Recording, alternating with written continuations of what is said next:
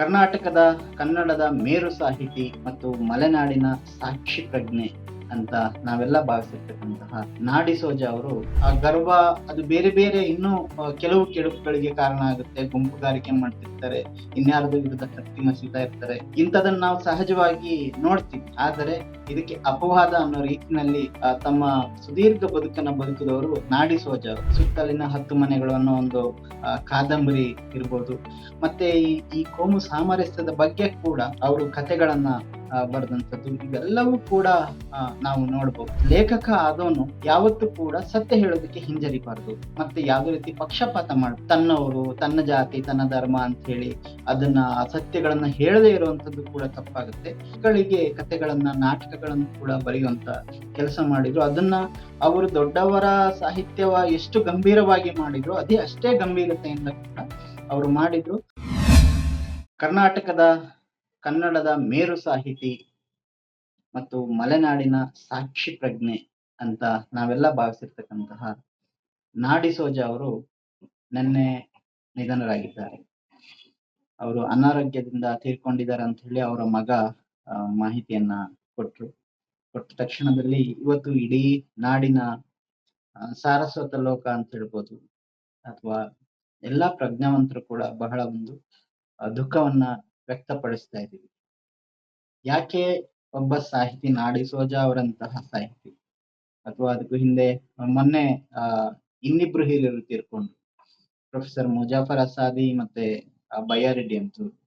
ಇಂತಹ ಒಂದು ಕರ್ನಾಟಕ ನಾಡು ಗುಡಿಸಿರ್ತಕ್ಕಂತಹ ಬೌದ್ಧಿಕ ವಲಯದ ದೊಡ್ಡ ವ್ಯಕ್ತಿಗಳು, ದಿಗ್ಗಜರು, ನಾಡಿ ಸೋಜ ಅಂತವ್ರು ತೀರ್ಕೊಂಡಾಗ ನಾವೆಲ್ಲ ಯಾಕೆ ತುಂಬಾ ಮಮ್ಮಲ ಮರಗ್ತೀವಿ ಅಥವಾ ದುಃಖವನ್ನ ವ್ಯಕ್ತಪಡಿಸ್ತೀವಿ ಅಂತ ಹೇಳಿದ್ರೆ, ಅವರುಗಳು ಎಲ್ಲರ ತರಹ ತಮ್ಮ ಎಲ್ಲರ ರೀತಿ ಬದುಕನ್ನ ನಡೆಸಿದ ಸಾಹಿತ್ಯ, ಅವರ ಕೆಲಸಗಳ ಜೊತೆಗೆ ಈ ನಾಡಿನ, ಈ ಸಮಾಜದ ಮತ್ತು ಒಟ್ಟಾರೆಯಾಗಿ ಏನು ಶೋಷಿತ ಜನರ ಪರವಾಗಿ ಅಥವಾ ಈ ಸಮಾಜದಲ್ಲಿ ನಡೀತಾ ಇರತಕ್ಕಂತಹ ಅನ್ಯಾಯಗಳ ಪರವಾಗಿ ಯಾವುದೋ ಒಂದು ರೀತಿಯಲ್ಲಿ ತಮ್ಮದೇ ಆದಂತಹ ಒಂದು ರೀತಿನಲ್ಲಿ ಅವರು ಪ್ರತಿಕ್ರಿಯೆಯನ್ನು ನೀಡಿರ್ತಾರೆ ಅಥವಾ ಪ್ರತಿಸ್ಪಂದನೆ ಮಾಡಿರ್ತಾರೆ. ಆ ರೀತಿನಲ್ಲಿ ನಮ್ಮ ನಾಡಿ ಸೋಜ ಅವರು ಕೂಡ ತಾವು ಕಂಡಂತಹ ಅಥವಾ ತಮ್ಮ ಕಣ್ಣೆದುರಿನ ತಮ್ಮನ್ನ ತೆರೆದುಕೊಂಡು ತಮ್ಮ ಸಾಹಿತ್ಯವನ್ನ ರಚನೆ ಮಾಡಿದಂಥದ್ದು. ನಾನು ಸಾಗರದ ಅಂದ್ರೆ ಮಲೆನಾಡಿನ ಅವರ ಊರಿನ ಒಬ್ಬ ವ್ಯಕ್ತಿಯಾಗಿ, ಒಬ್ಬ ಪತ್ರಕರ್ತ ಆಗಿ, ಒಬ್ಬ ಬರಹಗಾರನಾಗಿ ನಾಡಿಯವರನ್ನ ಬಹಳ ಹತ್ತಿರದಿಂದ ನಾನು ಚಿಕ್ಕಂದಿನನ್ನು ಕೂಡ ಅವರ ಬರಹಗಳ ಮೂಲಕ ನಾನು ಪರಿಚಯ ಮಾಡ್ಕೊಂಡಿದ್ದೀನಿ. ಅದೇ ರೀತಿಯಲ್ಲಿ ನಾನು ಪತ್ರಕರ್ತನಾದ ನಂತರದಲ್ಲಿ ಅವರ ಜೊತೆಗೆ ಒಡನಾಟ ಮಾಡಿದ್ದೇನೆ, ಸಂದರ್ಶನ ಮಾಡಿದ್ದೇನೆ. ಹಾಗೆ ಅವರ ಜೊತೆಗೆ ಕೆಲವಾರು ಚಳವಳಿಗಳಲ್ಲಿ, ಪರಿಸರ ಚಳವಳಿಗಳಲ್ಲಿ, ಜನರ ಪರವಾದಂತಹ ಚಳವಳಿಗಳಲ್ಲಿ ನಾವು ಜೊತೆಯಾಗಿ ನಿಂತು ಹೋರಾಟವನ್ನು ಕೂಡ ನಡೆಸಿದ್ದೀವಿ. ಎಲ್ಲಾ ಸಂದರ್ಭದಲ್ಲಿ ನಾನು ನಾಡಿಯವರಲ್ಲಿ ಗಮನಿಸಿದಂತಹ ಬಹಳ ದೊಡ್ಡ ಗುಣಗಳು ಅಂತ ಹೇಳಿದ್ರೆ, ಅವರು ತಮಗೆ ತಾವು ದೊಡ್ಡ ವ್ಯಕ್ತಿ, ದೊಡ್ಡ ಸಾಹಿತಿ, ನೂರಾರು ಕಥೆಗಳನ್ನ, ಕಾದಂಬರಿಗಳನ್ನ ಬರೆದಿರ್ತಕ್ಕಂತಹ ಅಥವಾ ಸಾಕಷ್ಟು ಪ್ರಶಸ್ತಿಗಳನ್ನ, ಮಾನ್ಯತೆಯನ್ನ ಪಡೆದಿರ್ತಕ್ಕಂಥ ಒಬ್ಬ ದೊಡ್ಡ ಸಾಹಿತಿ ಅನ್ನುವ ಯಾವ ಗರ್ವನು ಕೂಡ ಇಲ್ಲದಂಗೆ ಬಹಳ ಸಾಮಾನ್ಯರಲ್ಲಿ ಸಾಮಾನ್ಯರಾಗಿ ಇದ್ದಂತಹ ಒಂದು ದೊಡ್ಡ ಗುಣ. ಇದು ಎಲ್ಲರಲ್ಲೂ ಇರೋದಿಲ್ಲ. ಅದರಲ್ಲೂ ಕೂಡ ಭೌತಿಕ ವರ್ಗದಲ್ಲಿ ಏನೋ ಒಂದಷ್ಟು ಬರೆದ್ರು ಇದಾದ ತಕ್ಷಣ ಒಂದು ಗರ್ವ ಒಳಗಡೆಯಿಂದ ಇರುತ್ತೆ. ಅಥವಾ ಆ ಗರ್ವ ಅದು ಬೇರೆ ಬೇರೆ ಇನ್ನೂ ಕೆಲವು ಕೆಡುಕುಗಳಿಗೆ ಕಾರಣ ಆಗುತ್ತೆ. ಗುಂಪುಗಾರಿಕೆ ಮಾಡ್ತಿರ್ತಾರೆ, ಇನ್ಯಾರದು ವಿರುದ್ಧ ಕತ್ತಿ ಮಸೀತಾ ಇರ್ತಾರೆ. ಇಂಥದನ್ನ ನಾವು ಸಹಜವಾಗಿ ನೋಡ್ತೀವಿ. ಆದರೆ ಇದಕ್ಕೆ ಅಪವಾದ ಅನ್ನೋ ರೀತಿನಲ್ಲಿ ತಮ್ಮ ಸುದೀರ್ಘ ಬದುಕನ್ನ ಬದುಕಿದವರು ನಾಡಿ ಸೋಜ ಅವರು. ಅವರಲ್ಲಂತಹ ಸಣ್ಣತನಕ್ಕಾಗ್ಲಿ, ಅಂತ ಗರ್ವಕ್ಕಾಗ್ಲಿ, ಅಂತ ಸಂಕುಚಿತ ಮನೋಭಾವಕ್ಕಾಗ್ಲಿ ಯಾವುದಕ್ಕೂ ಕೂಡ ಅವಕಾಶ ಇರ್ಲಿಲ್ಲ ಅನ್ನೋದನ್ನ ನಾನು ಹತ್ತಿರದಿಂದ ಕಂಡ್ಕೊಂಡಂಥದ್ದು. ಮತ್ತೆ ನಮ್ಮ ಸಾಗರ ತಾಲೂಕಿನಲ್ಲಿ ಹಲವಾರು ಹಿಂದುಳಿದ ಮತ್ತು ಶೋಷಿತ ದಲಿತ ಸಮುದಾಯಗಳಿದ್ದಾವೆ.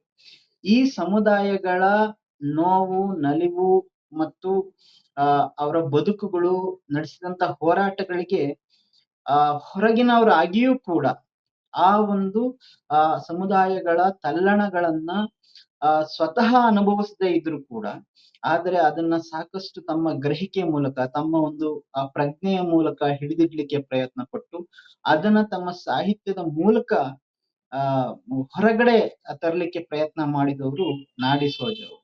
ಅವರ ಹಲವಾರು ಕಥೆಗಳು ಇರ್ಬೋದು, ಮತ್ತೆ ಕಾದಂಬರಿಗಳು ಇರ್ಬೋದು. ಅವರ ಪ್ರಸಿದ್ಧ ಕಾದಂಬರಿ ಕೊಳಗಸ ತಗೊಂಡ್ರೆ, ಆ ಸುಮಾರು ಅವರಿಗಿಂತ ಸ್ವಲ್ಪ ಹಿಂದಿನ ಕಾಲಘಟ್ಟದಲ್ಲಿ ನಡೆದಂತಹ, ಅಥವಾ ಅವರು ಚಿಕ್ಕವರಾಗಿದ್ದಾಗ ನಡೆದಂತಹ ಕಾಗೋಡು ಸತ್ಯಾಗ್ರಹ ಏನಿತ್ತು 1950ರ ದಶಕದಲ್ಲಿ ಸಾಗರ ತಾಲೂಕಿನ ಕಾಗೋಡಿನಲ್ಲಿ ಶುರುವಾದಂತಹ ಒಂದು ಗೇಣಿ ರೈತರ ಹೋರಾಟ ಇದೆ. ಅದು ರಾಷ್ಟ್ರ ಮಟ್ಟದಲ್ಲಿ ಗಮನ ಸೆಳೆದಂಥದ್ದು. ಆ ಹೋರಾಟದ ಒಳ ಹೊರಗನ್ನ ಬಹಳ ಅದ್ಭುತ ರೀತಿಯಲ್ಲಿ ಕಾದಂಬರಿಯಾಗಿ ತಮ್ಮ ಕೊಳಗದ ಮೂಲಕ ಅವರು ಬರೆದಿದ್ರು. ಅದು ಆಮೇಲೆ ಯೂನಿವರ್ಸಿಟಿಗಳಲ್ಲಿ ಪಠ್ಯ ಕೂಡ ಆಗಿದೆ. ಅದು ಆ ಒಂದು ಹೋರಾಟ ನಡೆಸಿದಂತಹ ಜನರ ಸಮುದಾಯದ ಒಂದು ತಲ್ಲಣಗಳನ್ನ ಹೇಳುವಂತಹ ಕೃತಿ. ಅದೇ ರೀತಿನಲ್ಲಿ ಅವರು ಮುಳುಗಡೆ ಅಂತ ಒಂದು ಕಾದಂಬರಿ ಬರೆದ್ರು. ಅದ ನಂತರ ದ್ವೀಪ ಅನ್ನುವ ಒಂದು ಸಿನಿಮಾ ಆಗಿ ಅದು ಎಲ್ಲ ಬಹಳ ಪ್ರಸಿದ್ಧವಾದಂಥದ್ದು. ಗಿರೀಶ್ ಕಾಸಬಳ್ಳಿ ಅವರ ಸಿನಿಮಾ ಮಾಡಿದ್ರು, ಸೌಂದರ್ಯ ಅವರು ಅದರಲ್ಲಿ ನಟಿಸಿದ್ದು ಎಲ್ಲರಿಗೂ ಗೊತ್ತಿರುವಂತ ವಿಷಯ. ಈ ಮುಳುಗಡೆ ಕೂಡ ಅಷ್ಟೇ. ಒಂದು ನಾವು ಆಧುನಿಕತೆ ಅಭಿವೃದ್ಧಿ ಅಂತ ಹೇಳ್ತಕ್ಕಂತಹ ಕೆಲವು ಯೋಜನೆಗಳು, ಅಫ್ಕೋರ್ಸ್ ಅದರಲ್ಲಿ ತುಂಬಾ ಜನಕ್ಕೆ ಪ್ರಯೋಜನ ಇರ್ಬೋದು, ಆದ್ರೆ ಅದರ ಇನ್ನೊಂದು ಬದಿ ಇರುತ್ತಲ್ಲ, ಕತ್ತಲ ಬದಿ. ಆ ಕತ್ತಲ ಬದಿಯಲ್ಲಿ ಎಷ್ಟು ಸಂಕಟಗಳಾಗ್ತವೆ, ಎಷ್ಟು ನಷ್ಟಗಳಾಗುತ್ತೆ, ಎಷ್ಟು ಸಂಸ್ಕೃತಿ ಮೇಲೆ, ಬದುಕಿನ ಮೇಲೆ ಎಂತಹ ಒಂದು ದಾರುಣ ಪೆಟ್ಟುಗಳು ಬೀಳ್ತವೆ ಅನ್ನೋದನ್ನ ಸೂಕ್ಷ್ಮವಾಗಿ ಹೇಳ್ತಕ್ಕಂತ ಒಂದು ಕೃತಿ ಅದು ಮುಳುಗಡೆ. ಸೊ ಇದು ಅದೇ ರೀತಿಯಲ್ಲಿ ಅವರ ಕಥೆಗಳಲ್ಲಿ ಆ ತರದ ಹಲವಾರು ಕಥೆಗಳಿದ್ದಾವೆ. ಈ ಮಲೆನಾಡಿನ ಭಾಗದ ಜನಸಮುದಾಯಗಳ ಬದುಕಿನ ಹೋರಾಟವನ್ನ ಹೇಳ್ತಕ್ಕಂತಹ ಹೆಡೆ ಅಂತ ಕಥೆ ಇರ್ಬೋದು, ಅಥವಾ ಕುರ್ಚಿ ಅಂತ ಒಂದು ಕತೆ. ಕುರ್ಚಿ ಅನ್ನೋ ಒಂದು ಕತೆ ಈ ಕಾಗೋಡು ಸತ್ಯಾಗ್ರಹದ ಅಥವಾ ಅದಕ್ಕಿಂತ ಹಿಂದಿನ ಕಾಲದಲ್ಲಿ, ಒಂದು ದಶಕದ ಕಾಲದಲ್ಲಿ ಈ ಕಾಗೋಡು ಭಾಗದಲ್ಲಿ ಗೇಣಿ ರೈತರು ಎಂತಹ ಪರಿಸ್ಥಿತಿಯಲ್ಲಿ ಇದ್ರು ಅಂತ ಹೇಳಿದ್ರೆ, ಅವರು ಆ ಭಾಗದ ಭೂಮಾಲೀಕರ ಎದುರುಗಡೆ ಪಂಚೆ ಎತ್ತಿ ನಡೆಯೋ ಹಾಗಿರ್ಲಿಲ್ಲ, ಚಪ್ಪಲಿ ಹಾಕುವ ಹಾಗಿರ್ಲಿಲ್ಲ. ಅಂತಹ ಸಂದರ್ಭದಲ್ಲಿ ಆ ರೀತಿಯ ಒಂದು ಅಲಿಖಿತ ನಿಯಮ ಮಾಡ್ಬಿಟ್ಟಿದ್ರು. ಅಕಸ್ಮಾತ್ ಯಾರಾದ್ರೂ ಗೇಣಿ ರೈತರು ಆ ರೀತಿಯಾಗಿ ಪಂಚೆ ಎತ್ತಿ ನಡೆದ್ರೆ, ಅಥವಾ ಅವ್ರು ಚಪ್ಪಲಿ ಹಾಕೊಂಡು ನಡೆದ್ರೆ, ಮರುದಿನನೇ ಅವ್ರನ್ನ ಕರೆಸಿ ಅವರಿಗೆ ಚಡಿ ಏಟುಗಳನ್ನ ಕೊಡಿಸ್ತಕ್ಕಂತಹ ಕೆಲಸವನ್ನ ಈ ಭಾಗದ ಭೂಮಾಲೀಕರು ಮಾಡ್ತಾ ಇದ್ರು. ಆವಾಗ ಅಂತ ಸಂದರ್ಭದಲ್ಲಿ ಬಹಳ ಸ್ವಾಭಿಮಾನದಿಂದ ತಾನು ಯಾವ ಭೂಮಾಲೀಕರಿಗೂ ಕಡಿಮೆ ಇಲ್ಲ ಅನ್ನೋ ರೀತಿನಲ್ಲಿ ಮತ್ತೆ ಈ ಕಾರ್ಯಕ್ರಮಗಳು ನಡೆದಾಗ ಅಲ್ಲಿ ಎಲ್ಲರೂ ನೆಲದಲ್ಲಿ ಕುತ್ಕೋಬೇಕಾಗಿತ್ತು, ಭೂಮಾಲೀಕರು ಮಾತ್ರ ಕುರ್ಚಿಯಲ್ಲಿ ಕೂರ್ಬೇಕಾಗಿತ್ತು. ಆದ್ರೆ ತನ್ನದೇ ಅಂತ ಒಂದು ಕುರ್ಚಿ ತಗೊಂಡು ಹೋಗಿ ಅಂತ ಕಾರ್ಯಕ್ರಮದಲ್ಲಿ ಕೂತು ಸೆಡ್ಡು ಹೊಡೆದು, ಅಂದ್ರೆ ಒಂದು ಸ್ವಾಭಿಮಾನವನ್ನ ಪ್ರದರ್ಶನ ಮಾಡಿದಂತಹ ಒಬ್ಬ ಕಣಸೆ ಜಟ್ಟೆನಾಯಕ ಅಂತ ಹೇಳಿ. ಆ ಕಣಸೆ ಜಟ್ಟೆನಾಯಕನ ಕಥೆಯನ್ನ, ಇದು ಆ ಭಾಗದಲ್ಲಿ ತುಂಬಾ ಒಂದು ಲೆಜೆಂಡ್ ಅನ್ನೋ ರೀತಿಯಲ್ಲಿ ದಂತಕಥೆಯಲ್ಲಿ ಚಾಲ್ತಿಯಲ್ಲಿರ್ತಕ್ಕಂತಹ ಒಂದು ಕತೆ. ಮತ್ತೆ ಕಣಸೆ ಜಟ್ಟೆನಾಯಕ ಇದ್ದ ಅವನೊಬ್ಬ ಐತಿಹಾಸಿಕ ವ್ಯಕ್ತಿ, ಅಂದ್ರೆ ಆತ ಇದ್ದ ಆ ಹೋರಾಟದ ಸಂದರ್ಭದಲ್ಲಿ ಕೂಡ.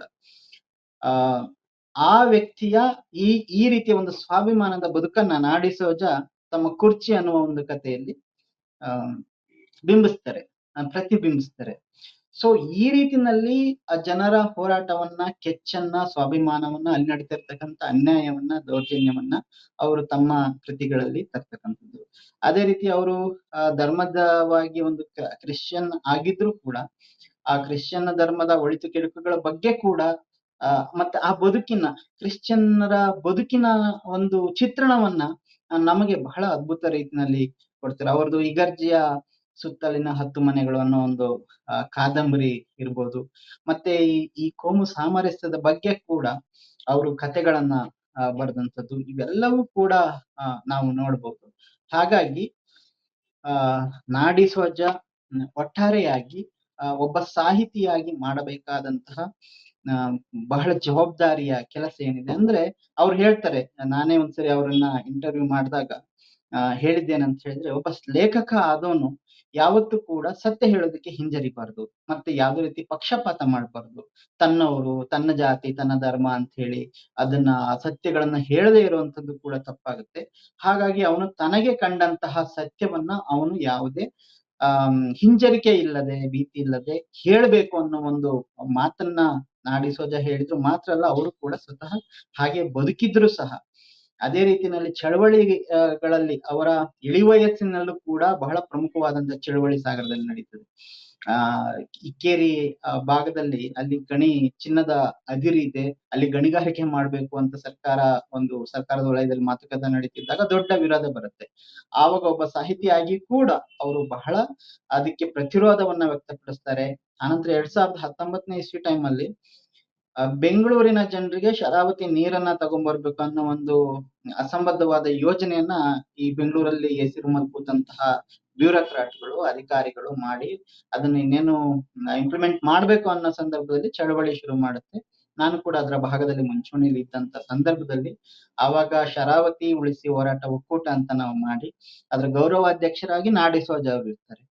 ಆವಾಗ ಹೆಚ್ಚು ಕಡಿಮೆ 1 ತಿಂಗಳು ಪೂರ್ತಿ ಆ ಹೋರಾಟದಲ್ಲಿ ಅವರು ಒಂದು ದಿನವೂ ಕೂಡ ಬಿಡದೇನೆ ಪ್ರತಿ ದಿನದ ಏನು ಬೆಳವಣಿಗೆಗಳನ್ನ ಗಮನಿಸಿ, ಅವರಿಗೆ ಆರೋಗ್ಯ ಸರಿ ಇಲ್ಲದೆ ಇದ್ರು ಕೂಡ ಪ್ರತಿ ಸಭೆಗಳಲ್ಲಿ ಅವರು ಭಾಗವಹಿಸಿ ನಮ್ಗೆ ಹುರಿದುಂಬಿಸ್ತಾ ಇದ್ದಂಥದ್ದು, ಸುದ್ದಿಗೋಷ್ಠಿಗಳಲ್ಲಿ ಅವರು ಮಾತಾಡ್ತಾ ಇದ್ದಂಥದ್ದು, ಮತ್ತೆ ಸರ್ಕಾರಕ್ಕೆ ಬಹಳ ನೇರವಾಗಿ ಇಂತಹ ಒಂದು ಅವೈಜ್ಞಾನಿಕವಾದಂತಹ ನೀತಿನ ಕೈ ಬಿಡ್ಬೇಕು ಅಂತ ಹೇಳಿ ಅವರು ಗಟ್ಟಿಯಾಗಿ ಹೇಳಿದ್ದಂಥದ್ದು. ಇದೆಲ್ಲ ಕೂಡ ನಮಗೆ ಒಂದು ರೀತಿಯಲ್ಲಿ ನೈತಿಕ ಸ್ಥೈರ್ಯವನ್ನ ತುಂಬ್ತಾ ಇತ್ತು ಆ ಹೋರಾಟದಲ್ಲಿ ನಾವು ಮುಂಚೂಣಿಯಲ್ಲಿ ಕೆಲಸ ಮಾಡ್ತಾ ಇದ್ದ ಸಂದರ್ಭದಲ್ಲಿ. ಹೀಗಾಗಿ ಅನ್ಯಾಯಗಳ ವಿರುದ್ಧ ಅನ್ಯಾಯಗಳನ್ನ ತಮ್ಮ ಕೃತಿಗಳ ಮೂಲಕ ಅವರು ತೋರಿಸೋದಕ್ಕೆ ಕೂಡ ಯಾವತ್ತೂ ಹಿಂಜರಿಲಿಲ್ಲ. ಮತ್ತೆ ಈ ಜನರ ಬದುಕು ಬವಣೆಗಳನ್ನ ಅವರು ಬಿಂಬಿಸೋದಕ್ಕೆ ಯಾವತ್ತೂ ಹಿಂದೆ ಮುಂದೆ ನೋಡ್ಲಿಲ್ಲ. ಅದು ತನ್ನ ಜವಾಬ್ದಾರಿ, ಒಬ್ಬ ಸಾಹಿತಿಯಾಗಿ ಮಾಡ್ಲೇಬೇಕಾದಂತ ಕೆಲಸ ಅನ್ನೋ ರೀತಿನಲ್ಲಿ ಮಾಡಿದ್ರು. ಮತ್ತೆ ಅವರು ಬಹುಶಃ ಸಾಹಿತ್ಯದ ಯಾವ ಪ್ರಕಾರವನ್ನು ಕೂಡ ಬಿಟ್ಟಿಲ್ಲ ಅಂತ ಹೇಳ್ಬೋದು.